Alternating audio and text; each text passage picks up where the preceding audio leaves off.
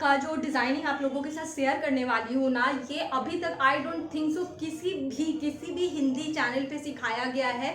मैंने बहुत सारे इसके इंग्लिश ट्यूटोरियल भी देखे, लेकिन एग्जैक्टली मुझे जैसा चाहिए था वैसा नहीं मिला। तो मैंने आज बहुत ज़्यादा इस पर मेहनत की है कि किसी न किसी तरह मैं इसको रिक्रिएट कर पाऊँ। एंड फाइनली जो भी मैंने सोचा, मतलब मैं 3 घंटे से सिर्फ ड्राफ्ट बनाने में लगी हुई हूँ, तो फाइनली मैंने उसका ड्राफ्ट कंप्लीट किया है। तो मैंने सोचा कि मैं आप लोगों के साथ भी शेयर करती हूँ। देखो, वही चीज़ मैं आप लोगों को ऑन कैमरा सिखाती हूँ जो चीज़ मुझे बहुत अच्छे से आती है, लेकिन जो चीज़ मैंने किसी और की वीडियो को देख के ट्राई किया है ना, तो मुझे नहीं लगता कि वो चीज़ मुझे सिखाना चाहिए। इसका कटिंग एंड स्टिचिंग इसलिए नहीं शेयर करती हूँ क्योंकि देखो, मेरे पास कोई प्रॉपर कटिंग टेबल नहीं है, तो जो लंबी लंबी चीज़ें होती है ना, उसको दिखाना बहुत डिफिकल्ट होता है। इसको भी शूट करने में लिटरली मेरे पसीने छूट गए, लेकिन मैंने किसी तरह मैनेज किया। मैं आपको दिखाऊंगी। तो सबसे पहले ये जो आउटफिट आपने थंबनेल पे देखा, उसको बनाने के लिए आपको चाहिए 4 meter fabric, at least 4 meter fabric. लेकिन फैब्रिक अगर बड़े अर्ज का है, लाइक 60 इंच का है, तो आप 3 मीटर भी लोगे तो हो जाएगा। तो मैं ये साड़ी से बना रही हूँ, ये ऐसा वाला आप देख रहे हो। तो ये मैंने 4 मीटर अपनी साड़ी में से कट कर लिया। एंड कौन सी साड़ी सबको क्या बनाना चाहिए, कब रीयूज करना चाहिए साड़ी को, आप ये वीडियो चेक करिएगा। आपको प्रॉपर नॉलेज होगी कि साड़ी को आपको कब, कैसे, किस तरह की साड़ी को किस तरह से रीयूज करना चाहिए। तो चलिए जल्दी से स्टार्ट करते हैं। फोल्ड किया है, ये देखो 1 2 और ये नीचे की 2 लेयर है, 4। तो जो गला हम ड्रॉ करेंगे वो इस साइड से करना है। जनरली हम लोग क्या करते हैं, गला जो फोल्डेड साइड रहता है ना, इस साइड से बनाते हैं, लेकिन इसमें आपको इधर से नहीं, इधर से करना है। जो ओपन साइड है, 2 ओपन साइड है, यहाँ से हम लोग गला बनाएंगे। ये एक फैब्रिक आपको ओपन साइड से फोल्ड करना है, मतलब एक हिस्सा जो है ओपन साइड वाला वो आपको अपनी तरफ रखना है, जैसे मैं रख रही हूँ इस तरीके से। तो है जो खुला हिस्सा है वो मैंने नीचे रखा है, और जो बंद हिस्सा है फोल्डेड साइज का वो मैंने ऊपर रखा है। बस ये छोटा सा चीज़ आपको ध्यान रखना है। तो अब मैं इधर से गले की मार्किंग स्टार्ट करूंगी। मैं बार बार बोल रही हूँ, फैब्रिक को 2 फोल्ड करना है, एक फोल्डेड साइड अपनी तरफ रखना है और एक खुला हुआ साइड रखना है। अब जो गले की विड्थ है आप अपने अकॉर्डिंग रख सकते हो, लेकिन ये बुबू ड्रेस इसको बोलते हैं, ये काउल ड्रेस। तो इसमें 4 इंच जो है एक्सेल तक जाएगा। अगर आप डबल एक्सेल हो तो उसके ऊपर 4.5 से 5 ले सकते हो। तो 4 इंच मैंने रखा। अब मुझे वी नेक बनाना है दोनों साइड में। अगर आपको फ्रंट और बैक का अलग अलग बनाना है तो आप अलग अलग कर सकते हो। तो यहाँ पे मैं 7 इंच मैं 6 इंच ले रही हूँ क्योंकि मुझे बहुत डीप नहीं चाहिए, और स्केल की हेल्प से इसे मैं मिला लूँगी, इस पॉइंट और इस पॉइंट को। ये फैब्रिक बहुत ज़्यादा स्लिपरी है, तो मुझे ड्रॉ करने में भी प्रॉब्लम हो रही है।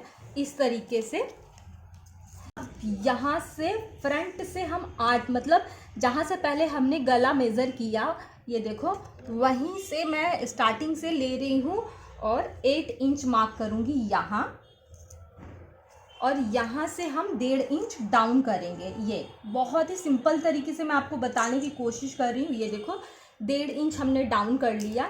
अब हम क्या करेंगे, ये जो पॉइंट हमने मार्क करा है ना, गले वाले पॉइंट, ये जो 4 इंच मार्क करा है, इस यहाँ से हम इंची टेप को ऐसे रखेंगे।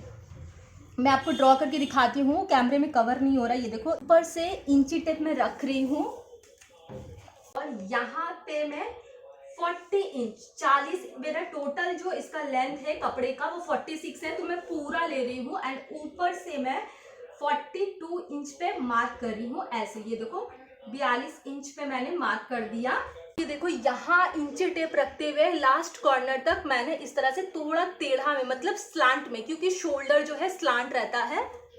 अब ये देखो, ये जो है ना, मेरा जो पूरा कपड़ा का लेंथ है 46 है, तो 46 के अकॉर्डिंग मैं यहाँ पे 42 पे मैंने मार्क करा, क्योंकि मुझे छोटी सी स्लिट चाहिए। अगर आपको स्लिट ज़्यादा चाहिए और कपड़ा आपका 60 इंच का है, तो आप 43 44, मतलब 43 44 या फिर 48 पे भी अपना स्लिट खोल सकते हो, बट मैं यहाँ पे 42 पे खोल रही हूँ। अब ये देखो, यहाँ से आप वो देखो, जहाँ से मैंने नेक ड्रॉ करा है ना, इस साइड से नेक ड्रॉ करा है, इसी साइड से मैं 14 इंच पे मार्क कर रही हूँ इस तरीके से। ये देखो, जिधर से नेक ड्रॉ करा है, आप बिल्कुल ध्यान से देखना, मैं हर एक कोशिश कर रही हूँ कि मैं आपको समझा पाऊँ। 14 इंच पे मैंने इस तरह से एक मार्क करा। यहाँ से यहाँ तक एक लंबी लाइन ड्रॉ करूँगी, फैब्रिक थोड़ा ऊपर नीचे हो सकता है क्योंकि जॉर्जेट का फैब्रिक है, बट कोई नहीं, मैं उसको मैनेज कर लूँगी। इस तरह से एक लंबा लाइन ड्रॉ किया। ये जो लाइन है, मतलब इस लाइन से इस तरफ हम लोग ऐसे एक गोल शेप, मतलब फ्री हैंड से करना है, कोई इसमें ये नहीं है कि आपको ऐसे करना है। लेकिन आपको एक बात का ध्यान देना है कि जैसे मेरी साड़ी में आप बूटे देख रहे हो, तो मुझे बूटे को कम से कम काटना है। तो मैं क्या करूँगी, ये इसको थोड़ा सा इस तरह से मोटा कर दूंगी। आप समझ रहे हो, अगर बूटे नहीं रहते तो इस तरह से मैं नहीं करती। अब ये देखो, आपको ऐसे करके फ्री हैंड तक, यहाँ तक मैंने ये एक गुंबद की जैसा शेप है, ये देखो यहाँ गोल में आपको इस तरह से शेप बनानी है। आई होप यू आपको समझ में आया। अब मैं आपको पूरा फैब्रिक एक बार समझाती हूँ। सबसे पहले वहाँ पे इस कॉर्नर से मैंने नेक बनाया, 4 इंच का विड्थ लिया, फिर डेप्थ जो है मैंने 6 इंच लिया है। यहाँ से फिर मैंने 8 इंच मार्क करा, स्टार्टिंग से 8 इंच, और इस पॉइंट को जोड़ दिया है बिल्कुल लास्ट पॉइंट तक। बहुत इजी है, आप समझ गए। फैब्रिक मैंने आपको समझाया कि कैसे रखना है। फिर ऊपर से इंची टेप मैंने यहाँ पे 42 इंच पे मार्क करा, और इधर से जिधर से नेक बना हुआ है, ये देखो यहाँ से मैंने मार्क करा है 42 इंच पे, और यहाँ से ये लंबी लाइन जो है ये 14 इंच की है, ठीक है। अब ये जो लाइन मैंने बनाई थी 42 इंच पे, इसको नीचे से जोड़ दिया है, बहुत सिंपल है।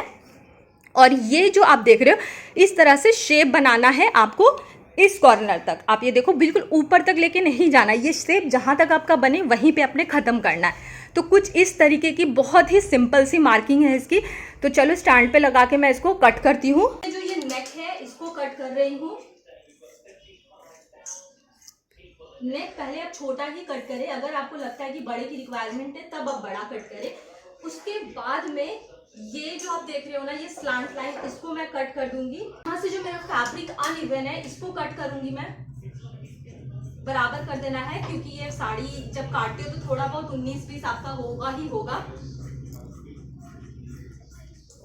जो ये नीचे मैंने फैब्रिक रखा है वो अनइवन है, तो उसको ही मैं कट करी। फोल्डेड फैब्रिक को आपको नहीं कट करना है। तो है यहाँ से मैं कट करूंगी इसको इस तरीके से, और जो शेप मैंने बनाया है, जो शेप आप बनाओगे उसी शेप को आपको फॉलो करते हुए फैब्रिक को कट करना है इस तरीके से।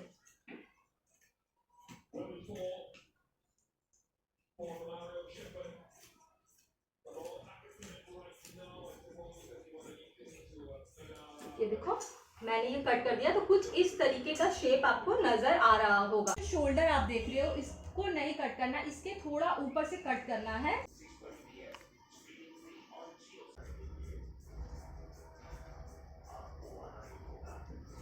कि यहाँ पे जो मैंने 8 इंच का मार्क किया था, यहाँ पे एक नॉच लगाएंगे। और अब यहाँ इस ड्रेस में जो स्लीव्स है ना, वो कंधे के ऊपर ही बनता है, तो मैं यहाँ पे स्लीवलेस रखने वाली हूँ। तो ये यहाँ से 8 इंच, मतलब ये 8 इंच जो मार्क किया था, यहाँ से 8 इंच पे हम मार्क करेंगे, छोटे छोटे नॉचेस लगाएंगे। यहाँ से मतलब हम लोग जो है कंधे को यहाँ से यहाँ सिलेंगे, फिर ये पार्ट ओपन रहेगा जो मैंने कट लगाया यहाँ से यहाँ। जब मैं सिलूंगी तब आपको दिखाऊंगी, फिर इसको कंटिन्यू करना है। तो चलो ये जो फैब्रिक है इसको खोलती हूँ। जो है आप ये देख रहे हो, ये फ्रंट का हिस्सा है। आपको लगेगा कि क्या गलत कट गया, लेकिन ऐसा नहीं है। देखो कुछ इस तरीके का लगेगा, मैं हर तरीके से दिखा रही हूँ। तो ये बीच का जो हिस्सा आप देख रहे हो, इसको कट कर देना है। तरीके से कट गया। आप ये देखो, जो गला वाला हिस्सा है ना, आपको देख के ही समझ में आएगा, ये गला वाला हिस्सा है जो वी में कटा हुआ है। आप ये देखो वी शेप में है। तो दोनों सीधी साइड को एक तरफ रखेंगे इस तरीके से, ये देखो। और ये जो कट आपने लगाया है, उसको अगर ओपन रखने का मन है 2 इंच या 3 इंच तो आप ओपन रख सकते हो। अदरवाइज आपको करना क्या है, पहले फ्रंट में इसमें जोड़ लगता है, या ड्रेस ऐसी ही बनेगी आपकी, तो फ्रंट में फुल्ली आपको सिलाई कर देना है। बट तो ये ऑल ओवर मैं सुई करके आपको दिखाती हूँ। यहाँ पे ना ये मिडिल पोर्शन मैंने जोड़ लिया, आप देखो। बट यहाँ पे जब मैंने एक चीज़ नोटिस करा, क्योंकि मैंने बहुत दिमाग लगाने के बाद कट करा, सारे बूटे तो फिर भी सही है, लेकिन ये एक बूटा एक यहाँ आ रहा है और इस तरफ नहीं आ रहा है। तो अगर आपका साड़ी भी इस पैटर्न का एंड आप कुछ कस्टमाइज़ करते हो, तो मैं क्या करूँगी, देखो जो कटआउट में से मेरे पास एक है ना, ये वाला, ये इसको यहाँ पे काट के और कट कर लूँगी, और कट करके यहाँ पे मैं चिपका दूँगी इस तरीके से। अब इसके नेक को मैं फिनिश कर लूँगी बायस से। बायस पट्टी जो होती है नेक फिनिश करना, मैंने इसके पहले जो पेप्लम टॉप बताया है ना, उसमें है, तो उसी प्रोसेस से मैं इसको करूँगी फिनिश। मैंने फिनिश कर दिया, हेम करके दिखाऊंगी आपको प्रोफेशनल नहीं, बिल्कुल नॉन प्रोफेशनल वे दिखाऊंगी इसको सिलने का। आप सोचो कि सब आपको प्रोफेशनल वे बताते, बट मैं आपको नॉन प्रोफेशनल वे बताऊंगी। वो इसलिए कि देखो अब करना क्या है, हमें कंधे को यहाँ से यहाँ सिलना है, फिर ये हिस्सा हमने ओपन रखना है जहाँ से कट लगाया, जैसे पहले भी मैंने बताया, फिर यहाँ से पूरा सिलाई हो जाएगा। बट जिनको सिलाई बिल्कुल नहीं आती और ये पैटर्न मैंने बहुत इजी तरीके से सिखाया है, तो ये छोटा सा हिस्सा में भी आपको फोल्ड करने में परेशानी हो, तो आपको करना क्या है, फोल्ड करके पूरे हिस्से में सिलाई लगा देनी है, ठीक है। मतलब यहाँ से लेके वहाँ तक जितनी भी सिलाई लगेगी, इस साइड भी बैक साइड में भी, उसके बाद में मैं आपको बताती हूँ कि क्या करना है। कंधा है मैंने मोड़ के सिल लिया है, उसके बाद में जो 8 इंच का मैंने मार्क लगाया था, दोनों कंधों को पकड़ते हुए वहाँ तक हम सिलाई करेंगे। मशीन की आवाज़ बहुत ज़्यादा थी, इसलिए मैं आपको यहाँ पे वॉइस ओवर करके समझा रही हूँ, ताकि मेरी आवाज़ जो है क्लियर बिल्कुल समझ में आए आप लोगों को। तब 8 इंच पे आप रीच हो जाओगे, मतलब पहुँच जाओगे, जो मार्किंग मैंने लगाया है वहाँ पे आपको मशीन को स्टॉप कर देना है। उसके बाद में आपको मशीन को उठाते हुए फिर जो 8 इंच का गैप हमने छोड़ा था ना मिडिल में, ये देखो इस तरीके से दूसरे पॉइंट पे आपको लेके जाना है, फिर सिलाई आपको वहाँ से स्टार्ट करनी है। आई होप आप लोगों को कोई कन्फ्यूज़न ना हो। अगर कोई भी परेशानी है तो आप कमेंट सेक्शन में पूछ सकते हैं मुझसे। तो अगर मैं आपको पहले फ़ोल्ड करके नहीं बताती एंड बीच का हिस्सा अगर आप फ़ोल्ड करते तो आपको फ़ोल्डिंग में परेशानी होती, तो इस तरीके से आप सिलाई करें।